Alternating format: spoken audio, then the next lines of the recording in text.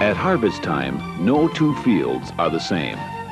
Crop types, moisture content, field conditions, and weather all are important factors to consider when it comes time to get your crop out of the field. Jim Minahan has been following the harvest for over 15 years. He's a harvesting specialist with the customer service group at Case IH. Jim was there when the Axial Flow Combine concept was developed and has been with it ever since. It is our intention in this VISTA program to have Jim share his expertise to help you learn more about setting and adjusting your axial flow to meet your ever-changing crop conditions.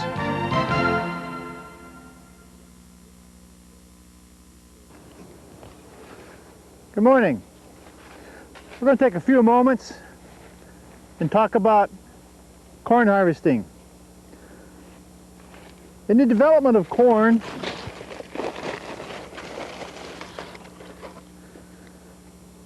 the kernels can be hard or soft, big, round, flat, wet, dry. The cob can be dry or wet, easily split.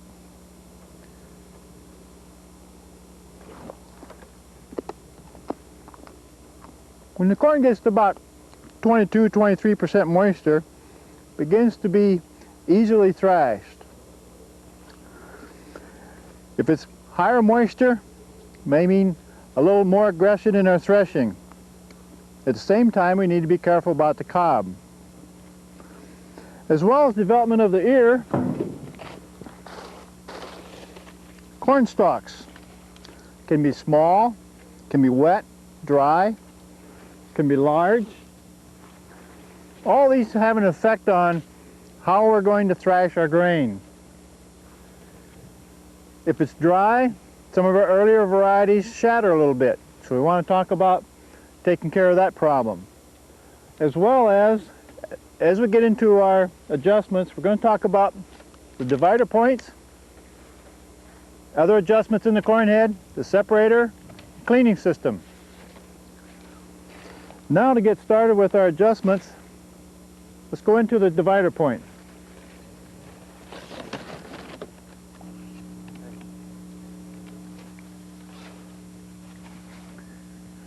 Since we're going to be making several adjustments to our corn head, and the header is going to be raised, we want to put our safety stand down, as it shows by this decal.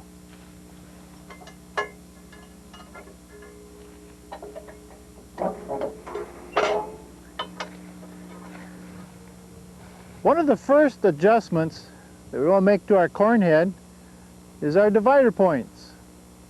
We want to make sure that the center divider points all are on the same plane or same line or contact the ground simultaneously. The outer divider points, most generally we'll have those 1 to 2 inches higher than our center divider points. Why? Because the outer divider points will run closer to the adjoining rows. And to make those adjustments, go underneath the divider. We have a chain that we can move by the link and is retained with a rubber strap. Then to fine-tune the individual points, we have an adjusting bolt.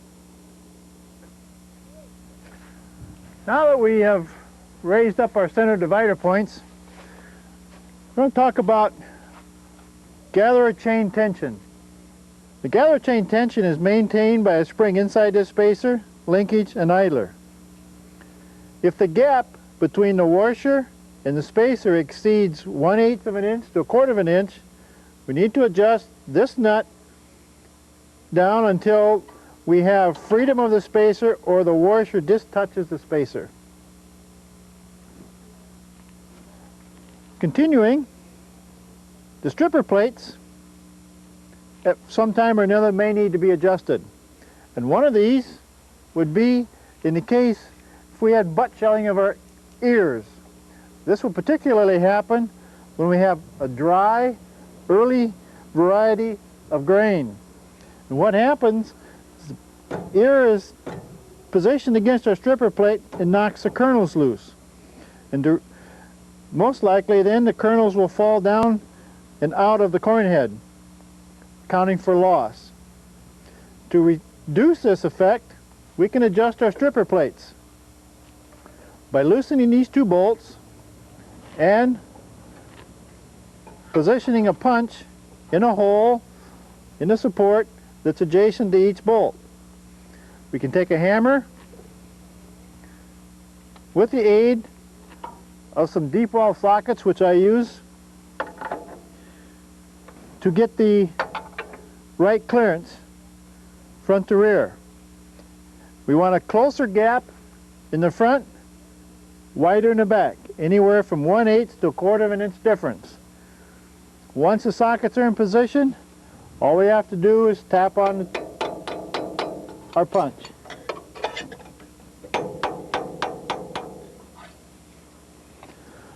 Once we've got the stripper plate in position, we can go back and tighten up our bolts. This adjustment can be made from either side of the row.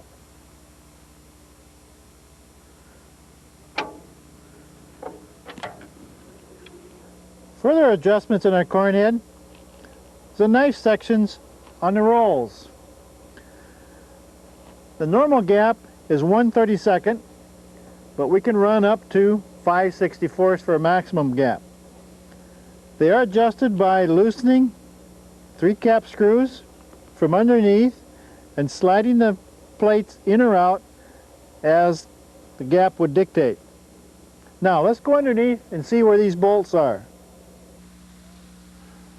Underneath our roll frame, we can see the stock roll knives. In there also is the 3 studs holding the knife in position, as well as the elongated hole, which we can position the knife out or in, depending on what our gap dictated when we check for adjustment. While we're down here, let's look at this standard weed knife, which is on the helical portion of the roll. This is standard. If we are in a heavily infested field with grass and our rolls are wrapping, we can purchase this field attachment. Weed knife is about 10 inches long, extends on up the roll. Now that we've looked at our roll frame from underneath, let's go back and see what protects the rolls and our gathering chains, which is the slip clutch. Each of our row units in our corn head is protected by a slip clutch. The slip clutch protects the knife rolls and the gathering chains. The outer case of our slip clutch is what actually drives the row unit. Through the slip clutch is a shaft connecting to the remaining gear cases. If a particular slip clutch should slip, this will not affect the driving effort of the adjoining gear cases. The slip clutch torque can be checked at the outer end of the main drive shaft. To check our slip clutch torque, we have removed the chain, and by taking this sprocket off, we can use an 1 1/8" socket to fit this shaft. And with a torque wrench that can measure 250 foot-pounds, we can attach it to the end of the shaft. And with the aid of a piece of hardwood stuck in a roll unit between the knives, restricting them from moving, we should be able to rotate this shaft, checking its slippage. The slip clutch again is set at 250 foot-pounds at the factory. If we should have to overhaul it for whatever reason and we put it back together, this would be the method in which you would check it once the spring tension is set. Now with the wrench,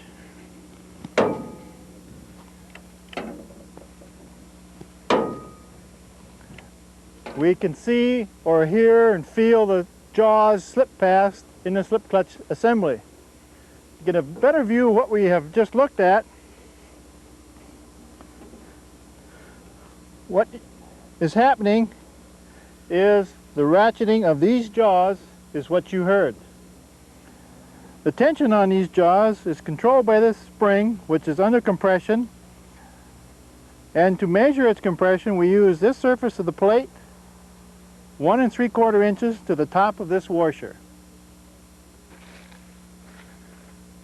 The corn head cross auger is adjustable up and down by loosening these 4 bolts so that this support plate can be moved on the left and right hand ends. Also, with the aid of slots, we can go fore or aft with our auger. When would we adjust this? We would adjust the auger up for food corns, for example, and down if we got into some green, damp conditions where the material doesn't want to feed into the feeder house. Next, let's go into the drive sprockets, which control the speed of our rolls and our auger. Coming from the factory, the drive sprocket is 35 tooth and drives our rolls at 1120 RPM. We have an option sprocket, 30 tooth, driving the rolls at about 950 RPM. Further, we can slow it down with the aid of a 26 tooth sprocket, driving the rolls at approximately 825 RPM. When would we use these slower speeds?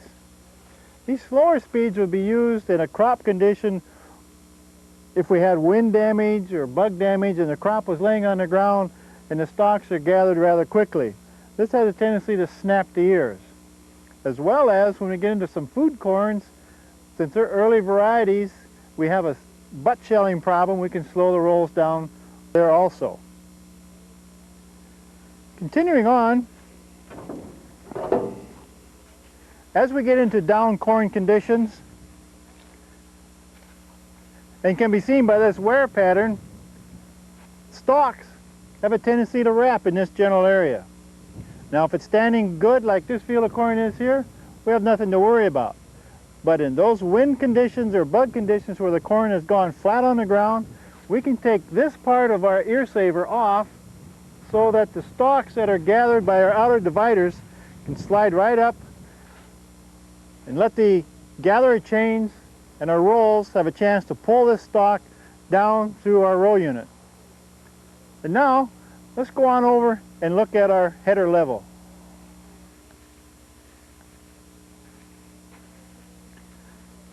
Corn head level. It may not be as important as with a rigid header for grain or a flex header for beans, but still we want all the roll units to be on the same plane as we're going through the field, such that in down conditions we want the gathering chains to gather in all the down ears of corn. And to do this, we loosen these 4 bolts, and by taking this adjusting bolt and pushing it forward through this bracket, we will raise the left end.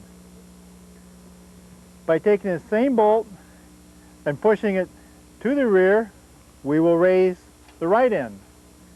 As a quick and ready reference, if we're unable to get to a hard, flat surface, we can use the separator frame as well as this back sheet to see if our header is parallel with the separator.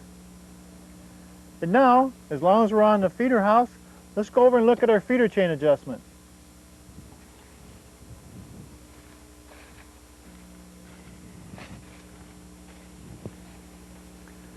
Feeder chain adjustment should be monitored frequently, especially when you're using larger combines and larger corn heads. To adjust our feeder chain, we have 2 adjusting bolts, one on the left, one on the right. By loosening this pivot point, we can pull the bolt forward, which will tension the chain, or relax the bolt, taking the tension off. What we're watching for is the clearance of our feeder chain slat off the bottom of the feeder house. The clearance should be 1/32 to 1/8 of an inch. Also with corn head operation, our header drive belt tension should be maintained daily. That is controlled by this spacer in which there's a spring inside, and the tension on this spring should be such that there is just clearance between the spacer and the washer. A frequently used attachment with our larger corn heads as well as headers is our nitrogen-filled accumulator. What is the accumulator? The accumulator is an attachment that can be exposed to the hydraulic system to act as a shock absorber for rough ground and so forth. To properly set the accumulator, we must have the header all the way down and at rest. We open this valve, allowing the gas to force out all the oil back into the hydraulic system. Then we'll close the valve. Then we'll start our combine up and raise the header up about halfway.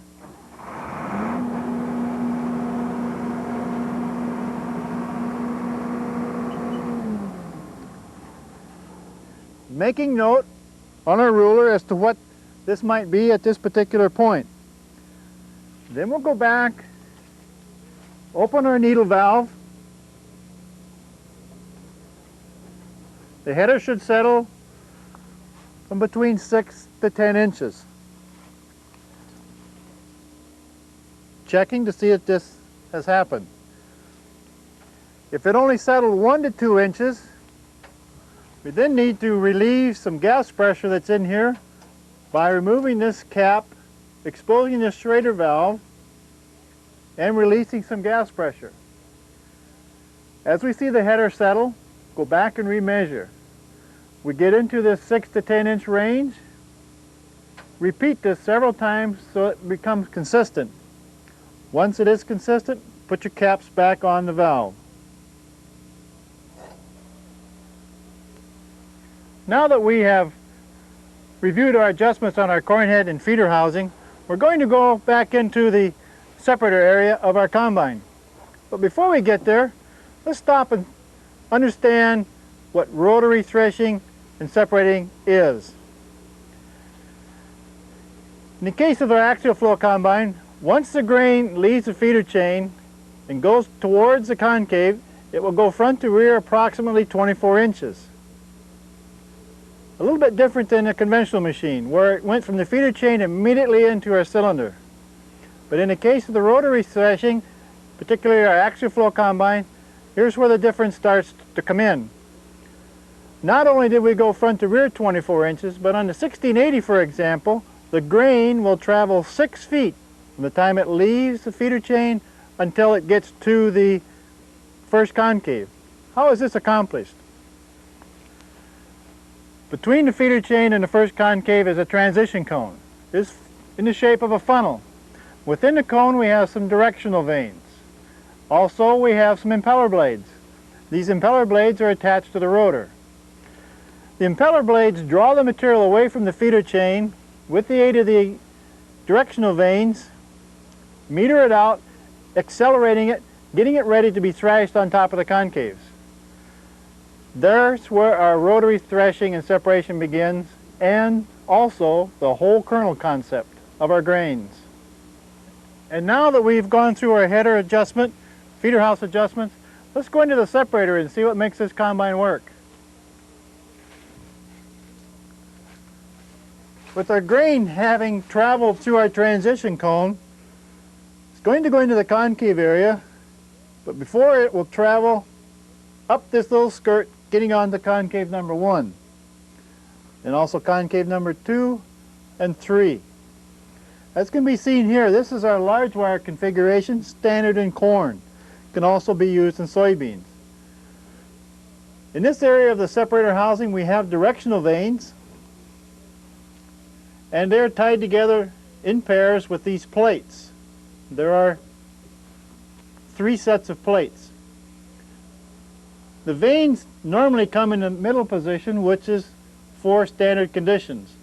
If we get into a hard threshing condition with our corn, we can move the vanes to the rear.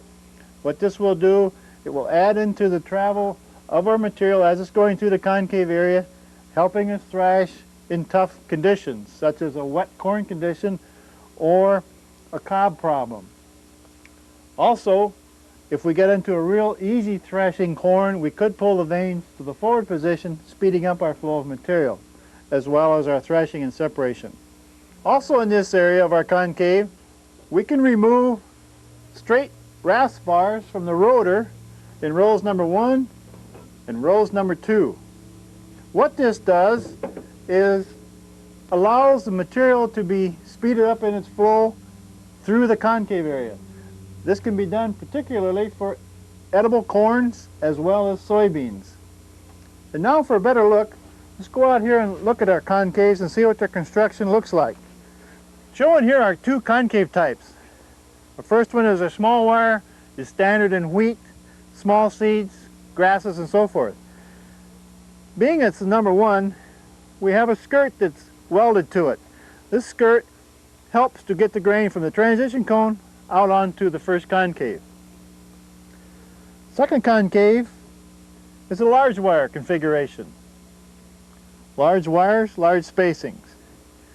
standard for corn, rice, milo, and other seed crops, which are large. Also, this large wire concave, we can pull every other wire out for use in edible crops, such as lima beans and so forth. Or, in the case of fruit corn, sometimes we want our whole kernel quality concept. We then, too, will pull every other wire. Now, let's go on back into the separator housing and look at our separator grates. In the separator grate area is where we do the final separation of our grain. Within this area we have 3 separator grates, 1, 2, and 3.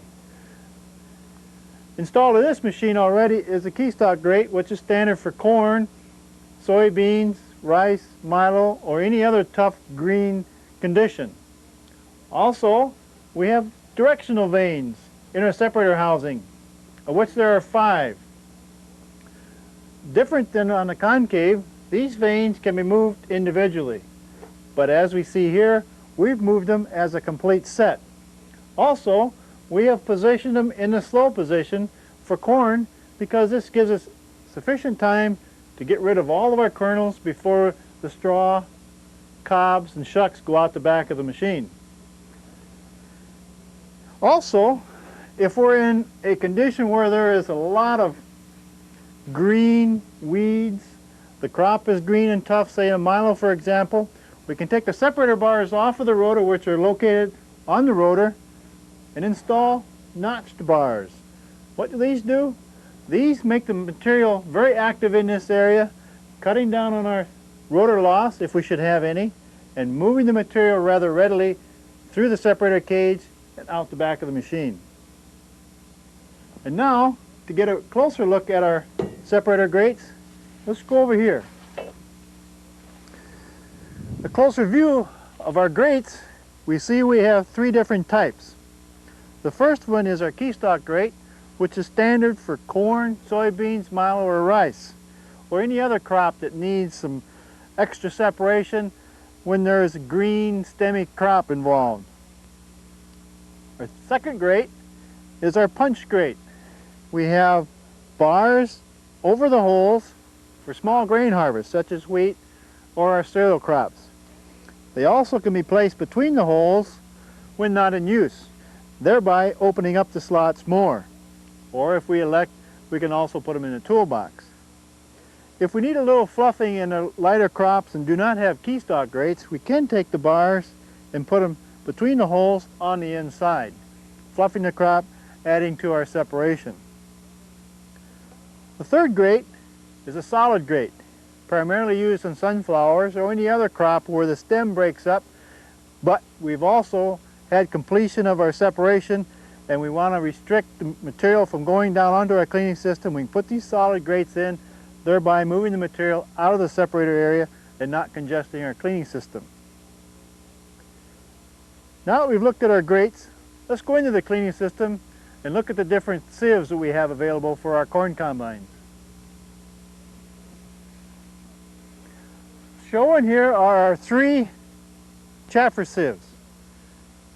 They are located in the separator housing along this plane and are used in connection with our cleaning fan. What is a chaffer sieve? Really, it's kind of like an air valve. It controls the air pressure from our cleaning fan such that it will blow the light chaff out the back of the machine, as well as changing the dimension of the grids.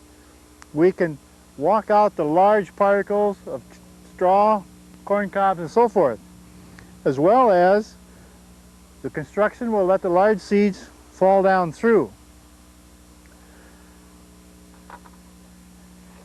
The vanes are constructed in the 3 sieves here differently. This is our standard corn slat sieve, 1 5/8" spacing, and has a very deep finger. Our second sieve is an 1 1/8" spacing, shallower finger, standard for grain. A third chaffer sieve is an option, 1 5/8", shallow finger, mainly for green milo and other crops that are on the green and tough order. To get a better view of our vane construction and finger spacing, we have these fingers. This is a corn slat with deep fingers, and it is constructed at 1 5/8" spacing. Our second vane is a shallower finger. It is also standard for our grain machines at an 1 1/8" spacing, or as the option sieve, 1 5/8". Further into our cleaning system, let's go look at the shoe sieves. Our shoe sieves are located in the separator housing between these two pivot points. What is a shoe sieve? The shoe sieve is one of the final steps in cleaning of our grain in the separator housing. They let the grain go through, as well as float out unthrashed heads, so they go back into a tailings elevator and be rethrashed. Looking at our examples here, the first one is our standard 1 1/8" spacing shoe sieve, general purpose, used in most of our harvesting. For those that want extra high capacity, we have a shoe sieve option, 1 5/8" spacing, closed slat design, especially for corn or large seed crops where we desire high capacity. For a closer look at our vanes, we have the standard vane shown here on top with a very shallow finger at an 1 1/8" spacing. Our second vane is a closed slat design at 1 5/8" spacing. And for a quick review, going back to our standard shoe sieve, when we measure spacing between our vanes, it's measured from tip to tip or wire to wire, whichever the case may be. Now that we've reviewed our cleaning system, let's go look at some grain samples. Shown here are 3 grain samples, one of which indicates we had an over threshing problem. Could be caused by the concave being too tight or the rotor running too fast, indicated by the small pieces of cracked kernels as well as some whole kernels that are nicked. Not only will the concave and rotor cause problems with cracking a grain, a loose elevator chain can cause a crack that looks something like this. Our second sample shows cob particles a little bit bigger, indicating that we still may have an over threshing condition because of a soft cob. We may want to open our concave just a little bit. The sample does not show too many cracked kernels, indicating our rotor speed may be about right. We could remove these larger pieces of cob more than likely by closing up the shoe sieve. Our third sample of grain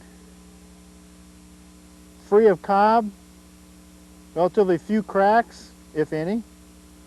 A sample that we'd like to take to the elevator or put in our storage bin. Since we've reviewed the corn head settings, adjustments, feeder house, our separator and cleaning system, the next thing we ought to do is look at the operator's manual to see how we would set our machine for corn. On this particular page, we have all the machine settings for various crops. Since we're going into corn, we would follow along this line, setting up our machine.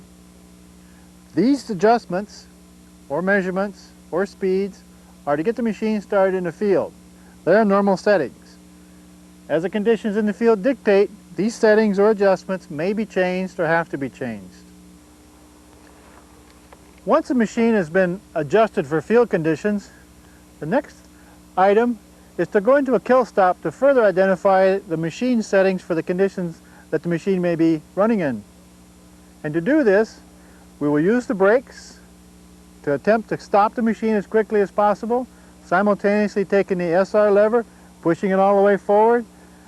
Third, taking the throttle and pulling it to low idle. All this will help to stop the machine as quickly as possible in a loaded state, such that we can go in once the separator is stopped and look at what's happening on the concaves, grates, and cleaning system.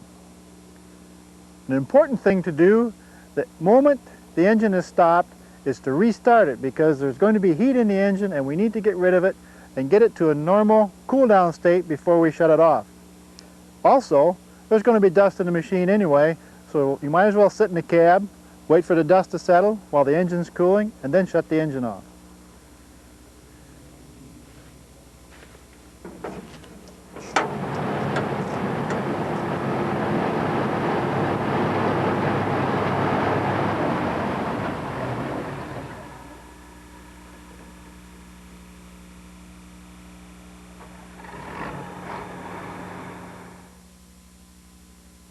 Now that we've completed our kill stop and removed our excess panels from the separator housing, we can look at concave number 1. It has some loose kernels in it.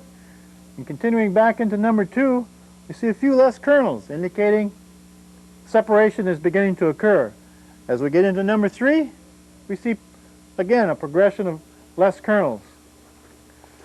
By the time we get back into the first grate, there is just a few kernels still left in our straw or wanting to be separated.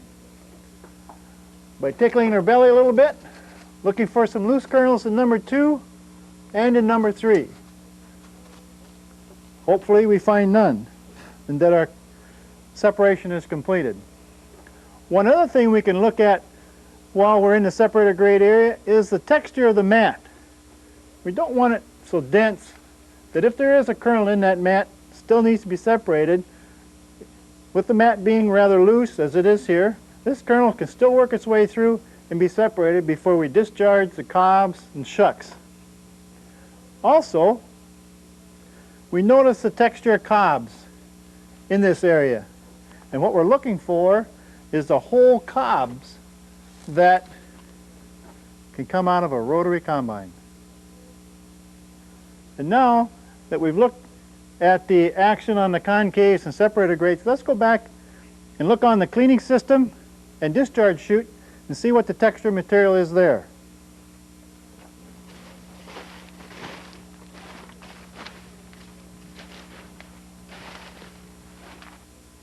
Coming back into the sieve and discharge beater area, we can get up on top of the discharge pan and look and see if we may find some kernels. Hopefully we find none. Also, down onto the chaffer sieve, we can see how the chaff mat is laying. We may also want to pat it. That sound is kernels falling through the chaff down onto the shoe sieve. As you see this chaff mat here, this is basically as it was when the machine stopped. It simply settled, carrying the grain, cobs, and lighter chaff particles with it, and it is resting on top of the vanes. The large pieces of shuck you see here and some cobs are what fell off of this discharge pan as the machine stopped. Also up here, we can look down through the chaffer sieve and look and see what the load may be down on our shoe sieve, and will give us an indication what we may see in our tailings elevator lower boot door. Now that we've completed our inspection in here, let's go look at the tailings elevator door. After having looked at our chaff load on our chaffer sieve and for any grain loss on the discharge chute, the next thing we want to do is look in our lower elevator door to see what kind of sample or material is coming off the back of the shoe sieve. As we look at this, we do see some finer pieces of the cob, lighter chaff that the fan is blowing out, some bug damage, some immature seeds which are light. What we're looking for also is any part of the cob that may have a kernel on it.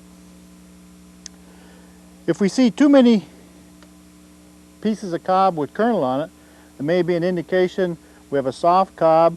We may have to slow our rotor speed a little bit and open up the concave and go through our rotary separation to get these kernels that may be on these pieces of cob. Also, in this sample, we don't want to see too many whole kernels. If we see too many whole kernels, they're going to go back into the concave and likely to get cracked again, losing on our whole kernel quality. This sample looks pretty good. A lot of light fines. not too many pieces of broken cob, and our auger is running about 1/4 to 1/2 full. Now that we've looked throughout the machine, as we made our kill stop, a box was placed under the separator and the machine drove over it to see what our losses will be from the cleaning system and the rotor.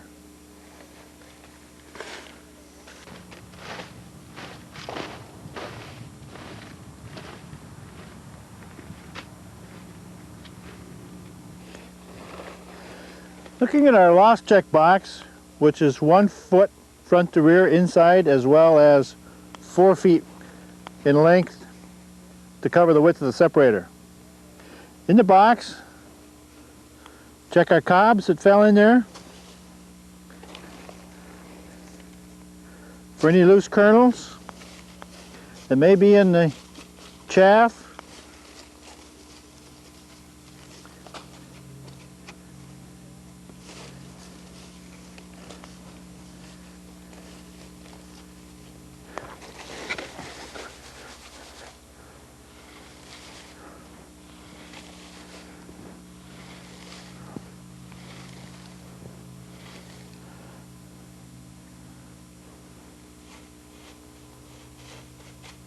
Looking at the remaining pieces of cob, lighter pieces of tailings, immature kernels.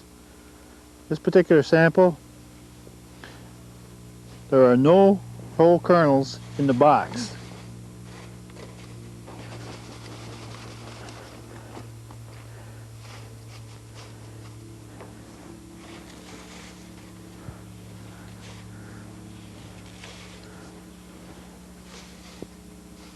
Also, while we're looking in this particular box, we can check and see if we see lots of cracks. Lots of cracks means over threshing. Also, if we had our shoe sieve too tight, too many tailings are going back into our concave and being thrashed, these pieces of the chips off of our kernels could land back here because of the fan. This sample here looks pretty good. Now that we've looked at the losses coming from our cleaning system and the rotor, let's go up into the header and see what losses may be up there.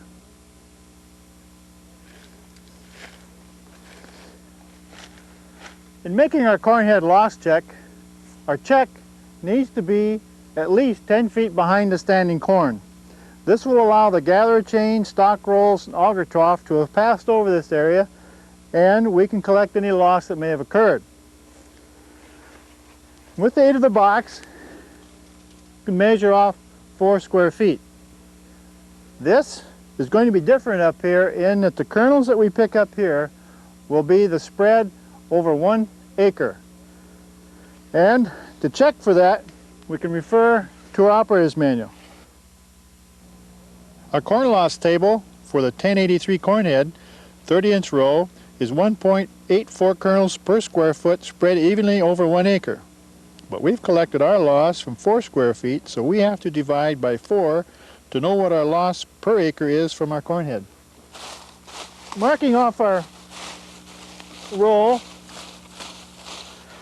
we happen to be in the center 2 rows of the machine, which is also representative of our separator. Moving the shucks. One thing you got to be careful here is your loss is going to be in the row. So when you pick up your shucks from out of the row, you need to be careful that you don't take any of your loose kernels with you.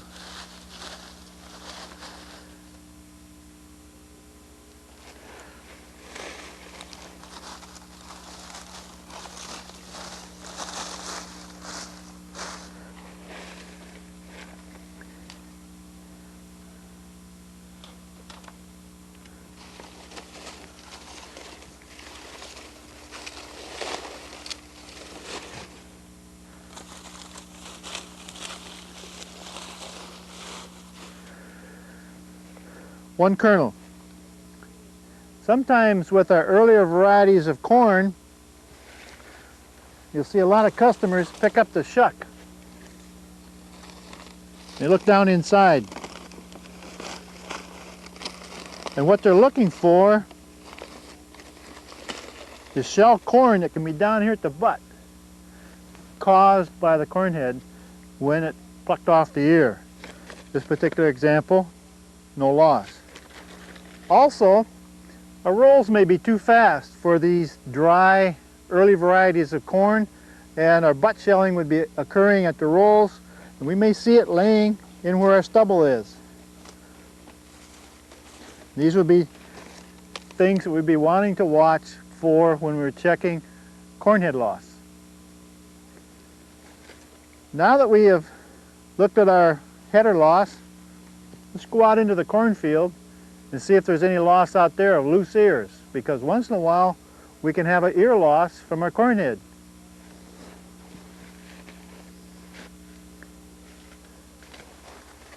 Going out into the standing corn, we need to be looking for loose ears caused from wind or bug damage. Also, while we're out here, you can go into the first and second row and look down on the ground and look for any loose kernels that may be out here thrown by our straw spreaders. This is a good place to check for rotor loss. The important point on the 1000 series headers that's overlooked frequently is that when we go to put a 1000 series header on an 80 series combine, or for example our 1680, we should take these side deflectors on either side and move them out one ball hole.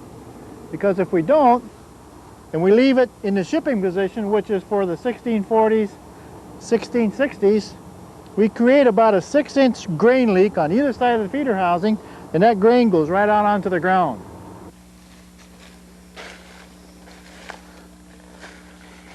With the inspection of our grain loss that may have occurred in the standing corn header out the back of the separator, we've also looked inside of our machine after a kill stop. As evident can be seen here with our corn head, the machine after a kill stop is full of corn. We want to save that corn, and we do not want to dump it out in the ground as we start the machine up. So the procedure to start after a kill stop is, as the engine is started, position the throttle about halfway. Then flip the separator switch, and as the load begins to pick up, increase the throttle up to near high idle, and as the rotor starts to settle down, pull back to somewhere just above low idle. This will allow any of the grain that's trapped inside the machine to go up into our grain tank. Now that we've discussed how to restart our machine, let's go up in the cab and look at our grain loss monitor. The grain loss monitor is mounted in the upper right hand front corner of the cab. There are 3 control knobs. The first one being grain selector. What this is for is governing the size of seeds that we're going to be harvesting, and such we're going corn here will be at the larger dot. Second control knob is for sensitivity of our pads. Also, we can set this control knob to what we see for losses behind the combine, on the ground, or in our checkbox. Our sensor switch. From the off position we go to the chaffer, of which there are 2 pads, left and right rear corners of the sieve. Next, we go to the rotor circuit, of which there are 2 pads, left and right, at the rear of the separator cage. To monitor both circuits, we go to both.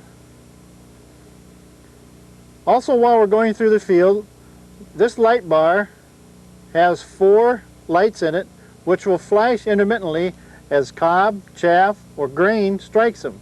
So they'll be flashing as we go through the field. On the bottom is a meter. This meter can be set with our sensitivity knob such that the needle can be in the middle or at the beginning of the green. One thing to be watching as we go through the field, and I'll demonstrate, as we speed up from a preset throughput, the needle will drop back. As we slow down, the needle will go up. This is a time and distance machine, and for the electronics to catch up with the motion of the machine, the needle will respond by dropping down as we speed up and will move up as we slow down. Each time we turn the ignition switch on, the grain loss monitor goes through a self-test. The light bar will light up, as well as the meter will go over to max and come back to 0. Meter's coming back. It has completed its self-test. Anytime we should turn the ignition switch on, this will repeat itself. As well as if the ignition switch was turned on and we had our sensitivity switch off and switched to chaffer, rotor, or both circuits, this will also go through a self-test.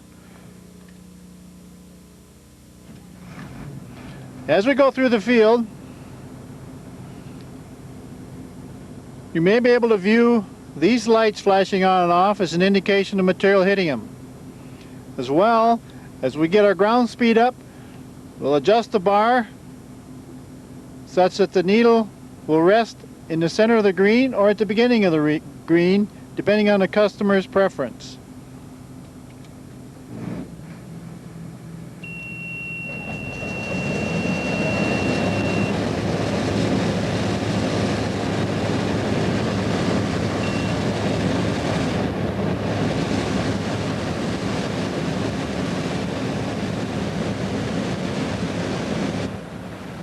As we bring the machine up to a normal throughput setting, we're going to take and set the grain sensitivity knob so that the needle is in the middle of the green. Now as I increase my ground speed, the needle is going to go to the lower portion of the green quadrant. As I decrease my ground speed, the needle is going to go higher in the scale.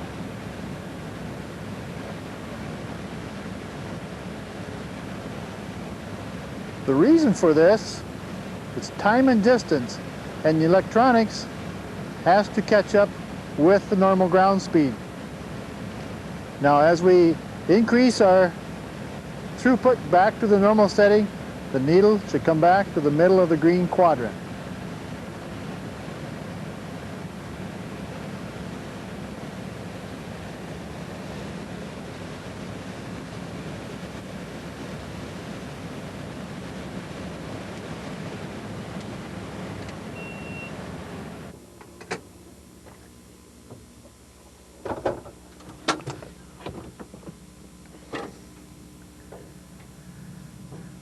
Now that we've gone through our corn head, separator, cleaning system, our grain loss monitor, let's go cut some corn.